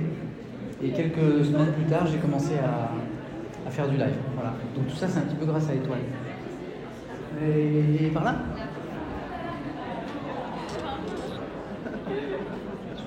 il y a un micro qui arrive. Vous êtes allé follow la chaîne de la jeune fille ou pas ? C'est bon ? Comment se passe le travail de journaliste ? C'est-à-dire, tu peux préciser ta question ? Comment en une journée le journaliste travaille, que ce soit pour rechercher ses informations, vérifier si les sources ne volent pas, etc. Question 2, ton prénom c'est ? Lina. Oh, la question est tellement vaste. Comment travaille un journaliste ? En fait, il y a presque autant de façons de travailler que de journalistes, que de médias. Évidemment, un journaliste de télévision, de radio, de presse écrite, d'internet ne va pas travailler tout à fait de la même façon. Mais il y a des choses qui sont essentielles et qui sont bien sûr communes. D'abord, il y a une phase de recherche. De quoi vais-je parler ? Quel est le sujet ? Quel est le sujet qui va intéresser les gens ? Ou quel est le sujet dont je me dis qu'il faut intéresser les gens ? Ce qui n'est pas la même chose. Est-ce que je fais un article pour être lu, beaucoup lu ? Mais en ce cas-là, je risque un petit peu de paraître toujours la même chose. Mais en même temps, il faut être lu. Parce que si on n'est pas lu, le journal disparaît, par exemple. Mais est-ce que je ne peux pas aussi écrire sur des choses qui n'intéressent personne a priori et dont je me dis qu'il faut intéresser les gens ? Voilà. Le journalisme, il oscille toujours entre ces deux sujets. Est-ce que je dois parler de quelque chose qui intéresse tout le monde ? Ou est-ce que je ne dois pas aussi intéresser les gens à d'autres choses ? Ensuite, une fois que tu as trouvé le sujet, il faut trouver les informations. Il faut trouver les informations, c'est-à-dire qu'il faut trouver les bons interlocuteurs, trouver... ton objectif idéal, c'est de te rapprocher au plus près de la vérité. Dans un temps limité, tu n'as pas 6 mois pour écrire ton article. Parfois, tu vas avoir 2 jours, parfois, tu vas avoir une semaine ou un mois, si tu bosses pour un hebdo, pour un mensuel. Parfois, tu vas avoir 2 heures. Donc, tu as plein de sources d'informations que tu vas mobiliser. Les agences de presse, comme l'AFP, Internet, qui est aujourd'hui un formidable moteur de recherche, à condition de savoir identifier des sources de qualité. Parce que sur Internet, tu as tout.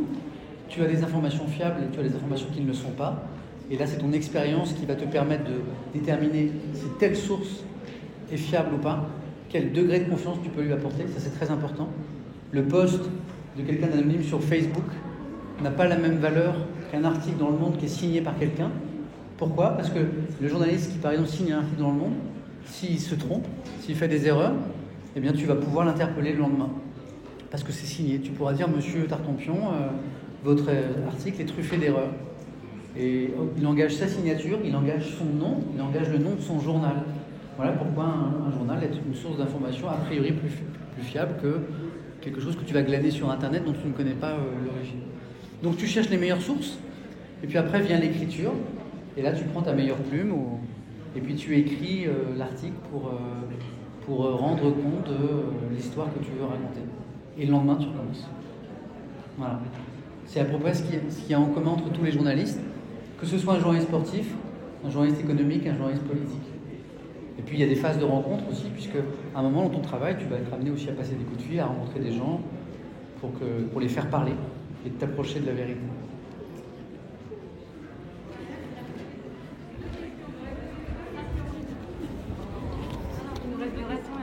Il nous reste 2 questions.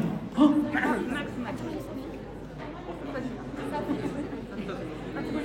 deux questions, je suis désolé. Bonjour. Alors, bonjour. Moi, ma question, c'est comment il s'est passée la transition sur Question pour un champion, parce qu'avant, je crois qu'il y avait Julien Lepers. Et au début, je crois que personne ne vous aimait. D'ailleurs, mon père, il n'aimait pas trop. J'adore ça. Je sais pas pourquoi il n'aimait pas trop. Mais c'est bien, elle est super cette question. Votre prénom ? Safi. Safi a une super question. Safi. Safi. Très bonne question de Safi. Comment ça s'est passé la transition Question pour un champion ? Il y a 6 ans, on me propose ce job un peu bizarre, après 20 ans de journalisme, de remplacer Julien Lepers à Question pour un champion. Quelqu'un à France Télévisions, la patronne de la chaîne de France 3, avait décidé que c'était fini, que Julien devait arrêter. Lui n'était pas partant, mais les audiences, les études qualitatives faisaient dire au groupe qu'il y avait un problème avec Question pour un champion, dont les audiences baissaient, dont l'image se dégradait. Julien incarnait ce jeu depuis 28 ans, ce qui est énorme. Et à un moment, la direction de France Télévisions a estimé que cette émission était en train de se fatiguer. Et donc, ils ont fait ce constat en interne de façon très très secrète. Et ils se sont dit, qu'est-ce qu'on fait ? Est-ce qu'on arrête le jeu ? Une émission, ça naît et puis ça meurt. 28 ans pour une émission de télé, c'est déjà super beau, c'est très rare. Est-ce qu'on arrête Question pour un champion ? Ou est-ce qu'on donne une deuxième chance à ce programme ? On tente autre chose. Et ils se sont dit, on va tenter autre chose. Alors ils ont organisé un casting secret. Ils ont convoqué une trentaine d'animateurs du PAF, du paysage audiovisuel français, des garçons, des filles, de tous les âges, dont moi, ils m'ont appelé, sans leur dire que c'était pour Question pour un champion. Ils ont inventé un jeu, une mécanique, un décor. Ils ont inventé un nouveau jeu. En fait, je pense que c'était un jeu qui traînait dans les tiroirs d'une société de production. Et ils ont invité tous ces présentateurs et présentatrices à passer un casting en leur disant on va lancer un nouveau jeu. Donc on a fait les essais avec plein de confrères, pensant qu'on travaillait pour ce nouveau jeu. Les semaines ont passé, au moins un mois et demi, 2 mois. Et puis j'ai reçu un coup de fil de la direction de France Télévisions qui m'a dit, Samuel, on sait que tu as passé un casting de jeu. J'ai dit oui, j'ai pas eu beaucoup de nouvelles, j'ai pas dû être très concluant. Et maintenant, il n'y a pas de nouveau jeu. En fait, on cherche le remplaçant de Julien Lepers. Mais c'était un peu secret. Et on me dit, est-ce que tu veux présenter ce jeu ? J'ai demandé 2 jours de réflexion, et parce que ce jeu avait cette histoire incroyable, parce que c'est un jeu mythique, j'ai accepté. Et pour revenir à ta question, les gens ont été très bousculés par ça. Comme ton papa, manifestement. Ça fait 28 ans que les gens voyaient Julien chez eux tous les jours. Et donc, même s'il y avait une petite lassitude d'une partie du public, il avait vraiment ses fans toujours. Il y avait un tiers des gens qui étaient fâchés contre moi, un tiers des gens qui s'en fichaient parce qu'ils m'aimaient bien, et un tiers des gens qui étaient un peu indifférents, qui disaient du moment que le jeu se poursuive. Au début, j'ai reçu des lettres très dures, de gens très fâchés, et puis les gens se sont habitués, ont vu que ça se passait plutôt bien. Les audiences ont commencé à remonter, et aujourd'hui c'est un jeu qui a 33 ans, dont les audiences montent tous les mois. Et puis surtout, ce qui m'a fait plaisir, c'est qu'au bout d'1 an et demi à peu près, c'est long, j'ai reçu des lettres de gens qui s'excusaient, qui disaient « Samuel, je vous ai écrit il y a 1 an et demi, je vous ai écrit des mots super durs, et je voudrais m'excuser parce qu'aujourd'hui, je trouve que vous faites un super boulot. » J'espère que ton papa le pense aussi. Dernière question.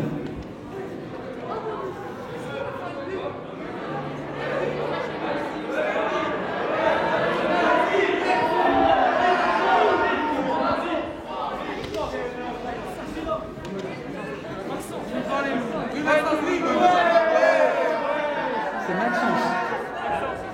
Question de Maxence pour terminer.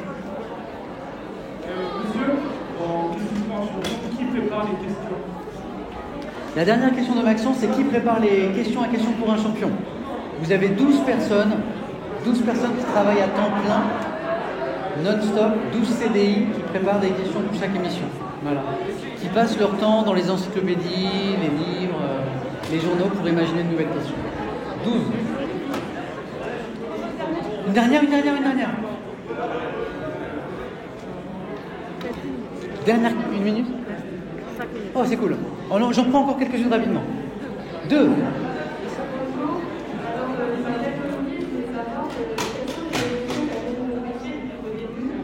Quelles sont les évolutions dans mon métier? Les évolutions que vous avez commencé. Ah, ça c'est ton prénom? Noémie. Question Noémie. Les évolutions dans le métier du journalisme depuis mes débuts. Quand j'ai commencé, il y avait à peine les ordinateurs. Il n'y avait pas Internet. Quand j'ai commencé le journalisme, il n'y avait pas Internet, qui est un outil qui est génial pour chercher des infos, pour vérifier bien sûr. Quand j'ai commencé, les nouvelles de l'agence France Presse tombaient sur une grosse imprimante qu'on appelait un téléscripteur. Dans les grosses rédactions, il y avait souvent un stagiaire ou un jeune journaliste qui passait sa journée à découper les dépêches qui tombaient de cette machine et qui les rangeait. Société, économie, sport, international. Et qui les distribuait aux journalistes après. Et après, je me rappelle, on a eu le Minitel. Et grâce au Minitel, on arrivait à accéder aux premières informations sous forme numérique. Et puis il y a eu la révolution d'Internet. Et Internet est un formidable outil pour les journalistes pour chercher, pour vérifier les informations, à condition de savoir s'y retrouver sur Internet. Et ça renvoie à la qualité des sources dont on parlait. Et puis la révolution technologique s'accélère. Et maintenant on a les nouveaux outils du numérique, les nouveaux écrans, comme on les appelle, qui permettent, comme Twitch là, une interaction extrêmement forte avec le public. Moi je crois que la prochaine étape c'est celle-ci. Je crois qu'une partie des programmes de demain, elle sera moins d'un point haut vers un point bas, d'un point A vers un point B, mais plutôt un échange permanent en fait, entre le programme et le public, sous des formes qui restent à inventer. Mais je pense que ce qu'on est en train de vivre là, par exemple, donc là, il est évident que je voulais d'abord répondre à vos questions, mais d'habitude, j'interagis beaucoup avec les gens qui sont avec nous là. Je pense que c'est une piste pour demain. Et tu verras que dans 5 ans, il y aura une nouvelle révolution technologique qui va encore tout bousculer. On parle beaucoup du métavers en ce moment. On dit que c'est l'Internet de demain. On ne sera plus devant Internet, mais on sera dans Internet. Est-ce que c'est l'étape d'après pour le divertissement, voire pour l'information? Peut-être. En tout cas, ça va de plus en plus vite. Encore une petite date. C'est fini? Je voulais vous remercier de ce moment, de votre curiosité, de la qualité de vos questions. Quels que soient vos rêves professionnels, d'abord c'est important de rêver. Si vous avez une petite musique intérieure qui vous dit que vous êtes fait pour quelque chose, que vous allez avoir du plaisir dans un secteur, je vous en prie, mais écoutez cette voix. Vous allez avoir des rêves professionnels, et puis il y a des gens qui vont vous dire mais ne va pas là, c'est bouché, ou c'est difficile, tu vas pas y arriver. Ignorez ça. Si vous avez un pressentiment, une intuition de ce que vous devez faire, parce que vous sentez que ça va vous apporter quelque chose personnellement, que vous allez être bon, que vous allez vous engager, que vous allez mettre de la passion, du temps, du travail, faites-le. Parce qu'au bout, si vous donnez du temps, de l'énergie, de l'implication, de tout ça, évidemment il faut du travail derrière. La question n'est pas de savoir si vous allez réussir, mais vous allez réussir. Il faut juste trouver ce pourquoi vous êtes fait, le truc dans lequel vous allez être bon. Voilà. Donc, c'est s'il n'y avait qu'une seule chose que vous devriez retenir de tout ce que je vous ai dit aujourd'hui, c'est ça. Si vous faites ça, vous allez avoir une vie assez sympa. Prenez bien soin de vous, soyez heureux, et puis essayez de rendre les gens heureux autour de vous aussi. À bientôt.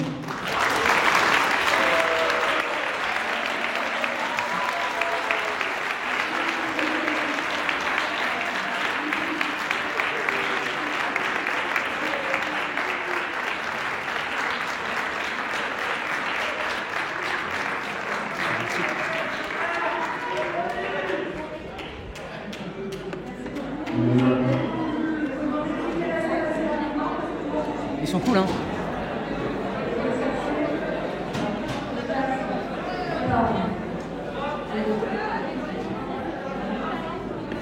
Vous connaissez Damien?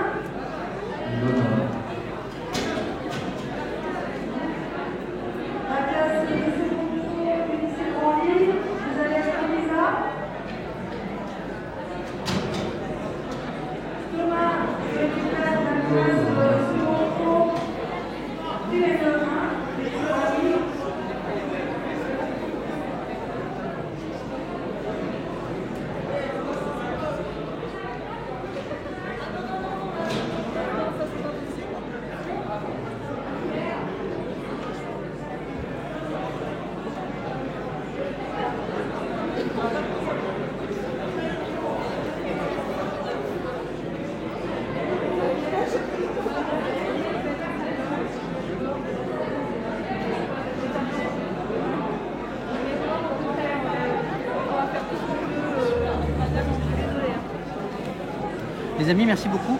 Fin du stream. Je vous souhaite une belle fin de journée. À demain dans la matinée Étienne sur Twitch pour lire les journaux. J'espère que vous avez passé un bon moment. À bientôt les amis. Ciao ciao. Pas de raid exceptionnellement. Désolé pour l'image et merci d'avoir été là. Hop là.